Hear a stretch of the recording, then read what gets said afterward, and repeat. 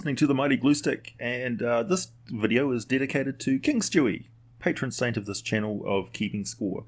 Why is this particular video dedicated to King Stewie? Well, it's because I'm going to be covering the Goliath.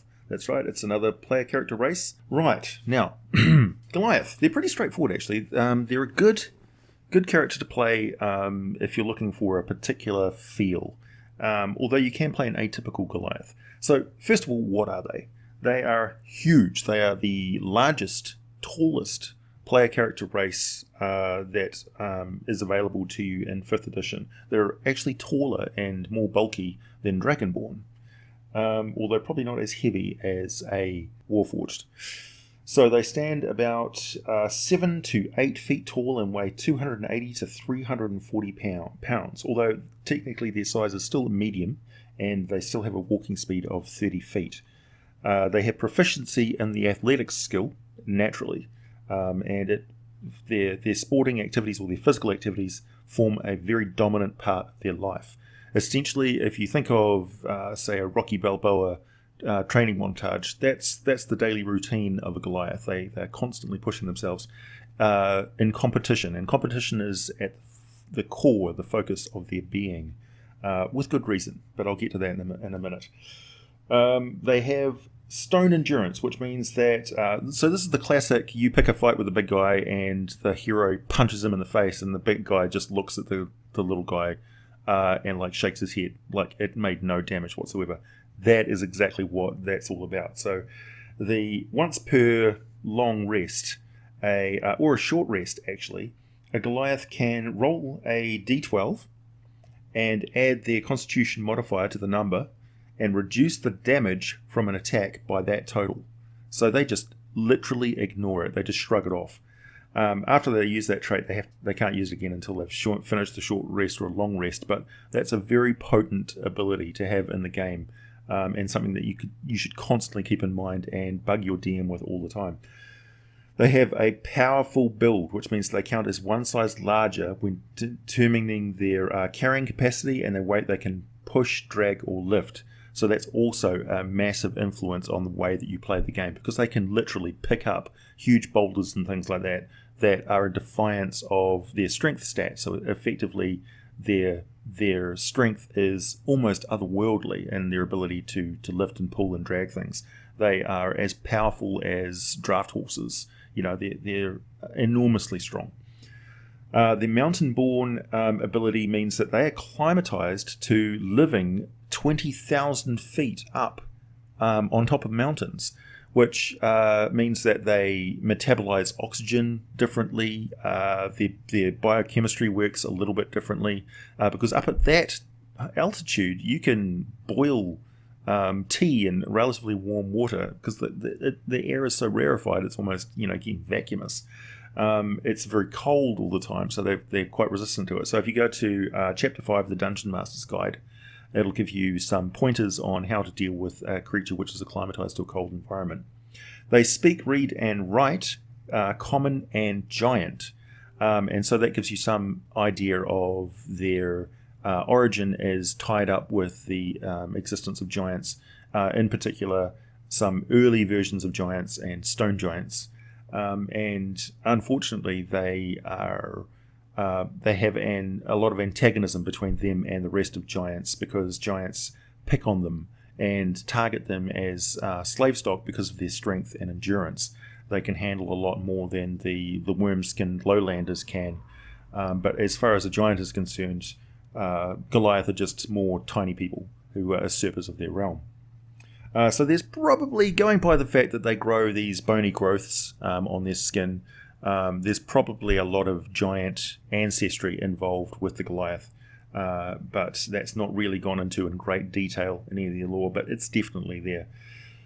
So they've got a strength score which is increased by 2, and their constitution score is increased by 1. So added to that that amazing powerful build, which gives them a size larger push, drag, or lift capacity. You've also got that +2 to their strength as well, which can propel it far beyond the norm of the lowlanders.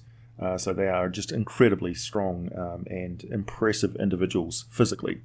and very intimidating, I would imagine, to stand next to when you're staring up at them 7 or 8 feet tall, towering above you, and as wide as a barn.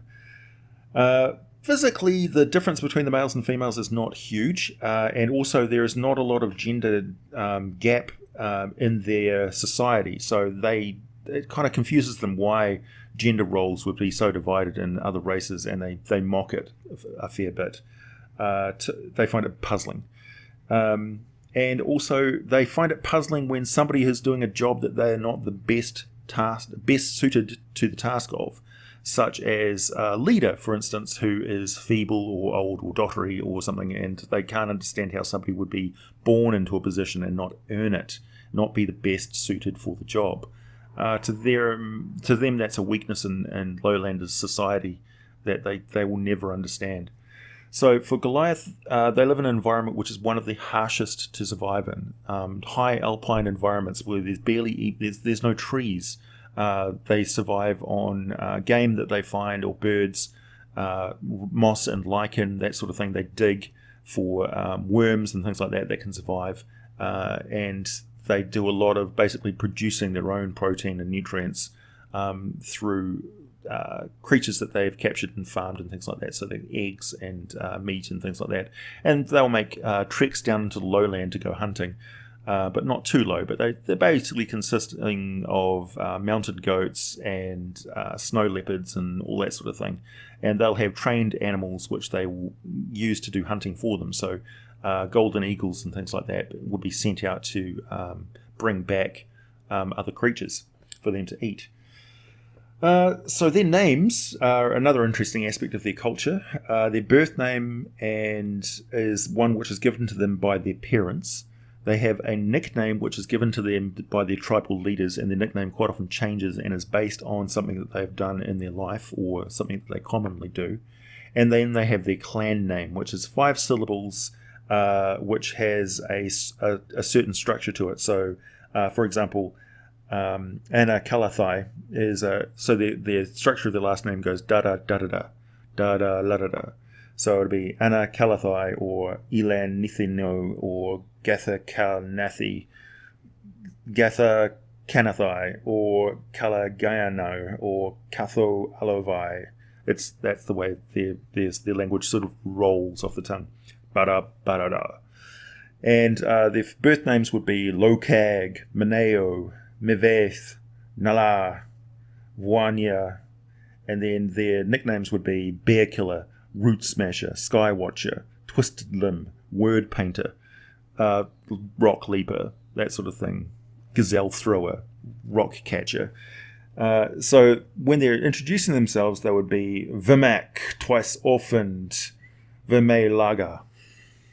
And that's, so their natural language, the language that they speak, is based off of giantish languages, and it's got that vowel-rich and structured sort of 5-syllable structure to it. So it's actually kind of almost a Polynesian-sounding language. Anyway, so they are competitive, and here's where I go into the lifestyle of these individuals. So their clans live in an environment where survival is extremely critical. Everybody has got a job to do. Nobody rests on their laurels. And resting on their laurels, I'll just describe what that phrase means. It means a laurel is an accomplishment. It's like a medal, a reward. It's a wreath that is worn. And resting on your laurels means that you've accomplished much, and then you rest and ride your reputation.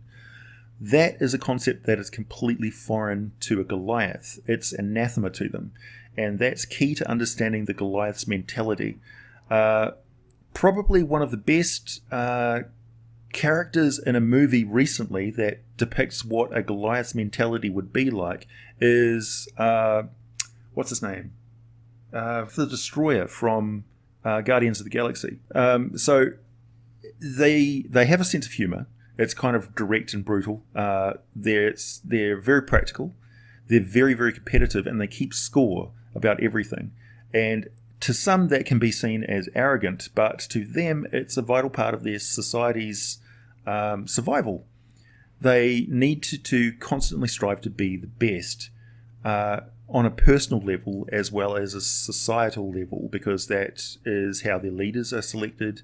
That's how they have personal worth. That's how they find place in their society, and they get personal joy and satisfaction out of their accomplishments, which which make them feel good about themselves and also propel the tribe forward and provide for the tribe as a whole, because they can't live by themselves in the high mountains. You just can't. You die of exposure and starvation. You just can't dedicate it. There's not enough time in the day to gather enough food for somebody of that size to survive. It needs to be a group effort.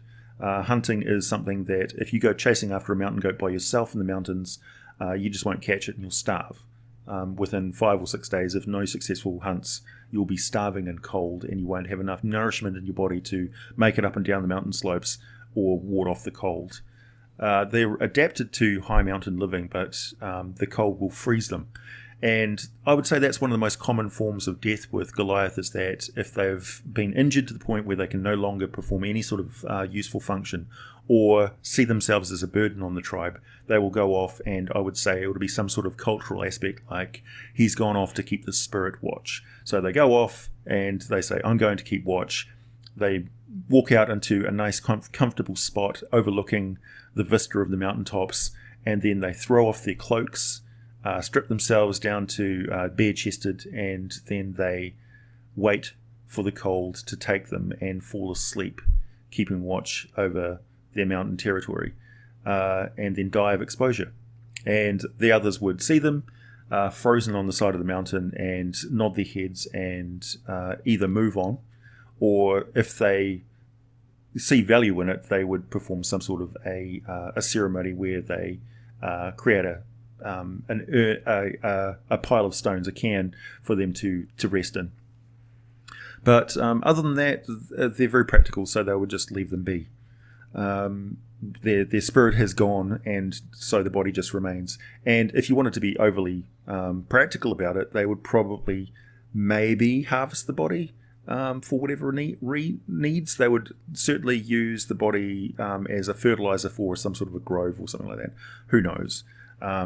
It would depend on individual tribes. Because the individual tribes would be quite separated and rare, dispersed quite widely over the world, they would have distinct mores and customs of their own, and probably quite a lot of language variations and things, and stylistic variations in their songs and mannerisms, and particularly the games that they play. Games form a large part of Goliath collective society. That competitiveness comes out all the time in everything they do. They're constantly keeping score. And in that regard, their competitiveness is something that you can always rely on with Goliath, and the constant need to outdo themselves, even at a personal level. So if a Goliath has slain a dragon, it will look for a larger dragon to slay. And that's quite often the reason why they won't live past a century. Because they just don't reach old age. They'll challenge, they always tend to challenge and bite off more than they can chew, and they die in glorious combat, trying to best their last conquest. And that is also true of how they eat, how they sing, how they sleep, how they wear their clothing, friends they keep, accomplishments that they have, drinking, that sort of thing. It's all a competition, and all things that they keep score of relentlessly. And to the lowlanders, they can come off as arrogant and annoying and aggravating. But the Goliath don't see it that way, because they would expect others to keep score as well. And hearing of somebody's accomplishments merely drives you to best them. So they love to win, and They see no point not to rub it into people's noses that they've won, that they're better. Because as far as they're concerned, the loser is driven to better themselves. Giving up or getting mad about something is sort of foreign to them. What they do when they lose is they become very focused to get better and better to the point where they can win. A loss to a Goliath is a challenge, not really a defeat per se.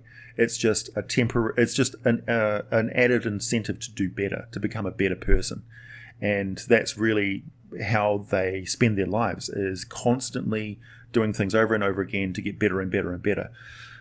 So if they watch somebody in a bar, for instance, doing that whole thing where they're jabbing a knife blade down between their fingertips as fast as they can, and a Goliath has never seen that before, the Goliath will be compelled to give it a go, to try.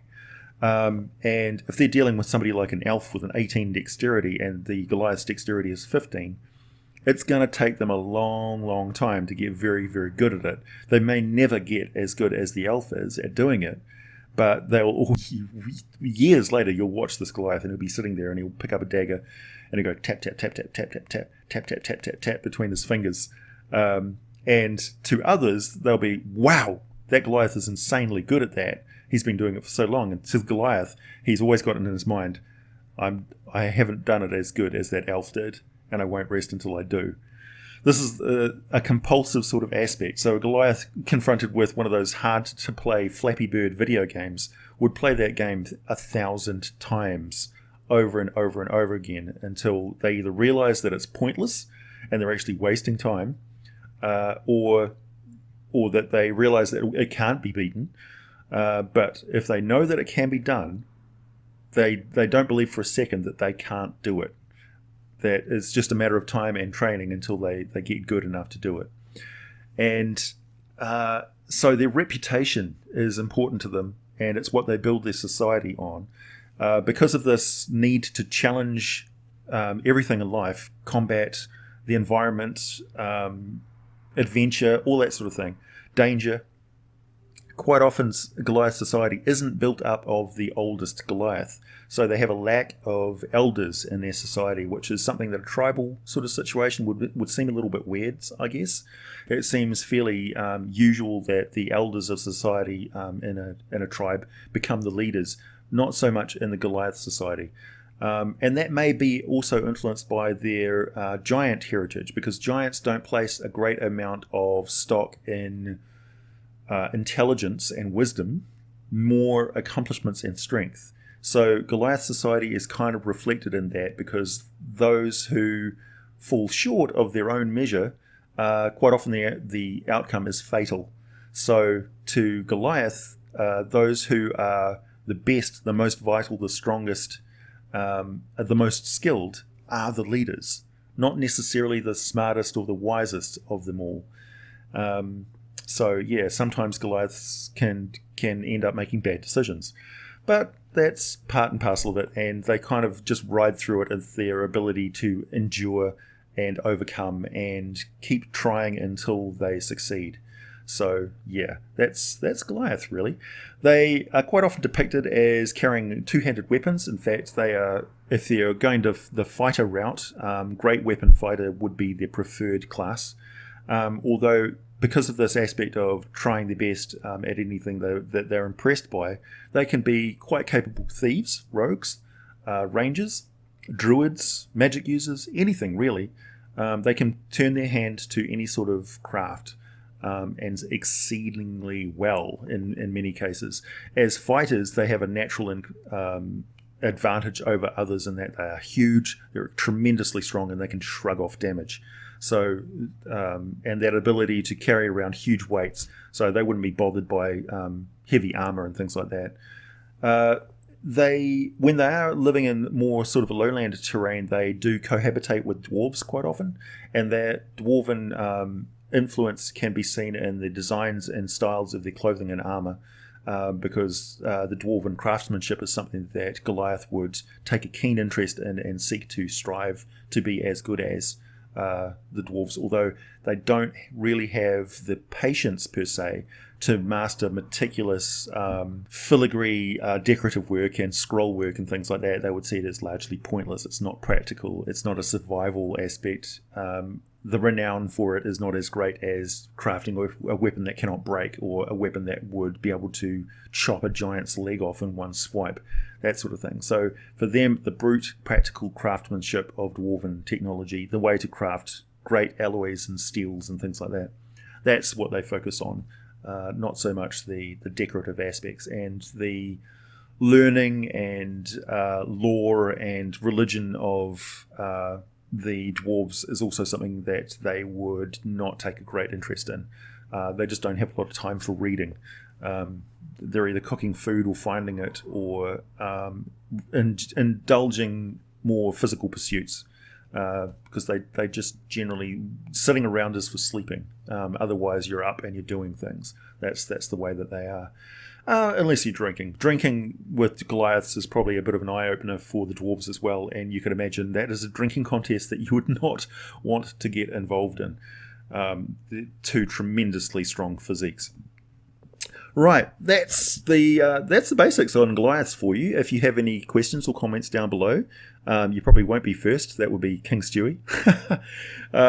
Thanks for listening, everybody, and I'll be back with another video shortly. If you want to know what the complete list of my subscriber requested videos are, you can become a patron and go over to Patreon, and you'll see that I've actually put the entire list down there, but I'm adding to it daily, and occasionally I'll just slip in one of my own. Thanks for listening, have a great weekend, and I'll talk to you again soon.